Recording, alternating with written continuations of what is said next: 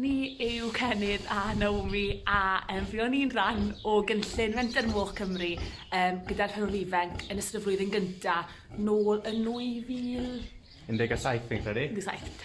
A wel, ni heb edrych nôl, ond mae wythnos hon yn wythnos eitha cyffroes i ni, achos dydd Merched eitha cafodd mod ein hwch ni, fan hyn. Gath hi dorred o foch bach.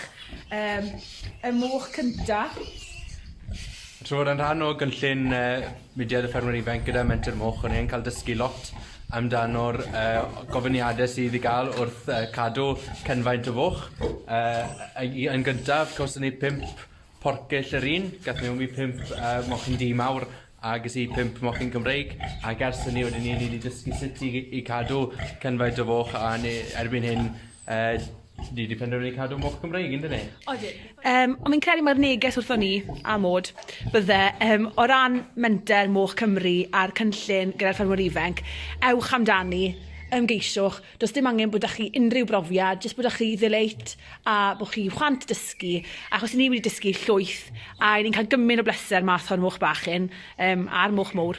A maen nhw wir yn greaduried sobor o ddiddorol, a ni wedi dysgu llwyth yn dyn ni Cenydd. A sy'n byd â chi golli, achos mae fe'n teip o gysadleuaeth, chi'n cael 5 porcyll bach allan onno sydd werth tipyn yn ariannol yn lle cyntaf, a mae'r gefnogaeth a'r holl rwydwaith i chi'n rhan ohono wrth fod yn un o bobl sy'n cyrraedd y rownd derfynol o ran cynllun Menter Moch Cymru, ac erbyn hyn wrth gwrs y profiad o cael ddangos eich moch yn y ffair eiaf, sydd yn brofiad ychwanegol ar gyfer yr ymgeiswyr eleni eto.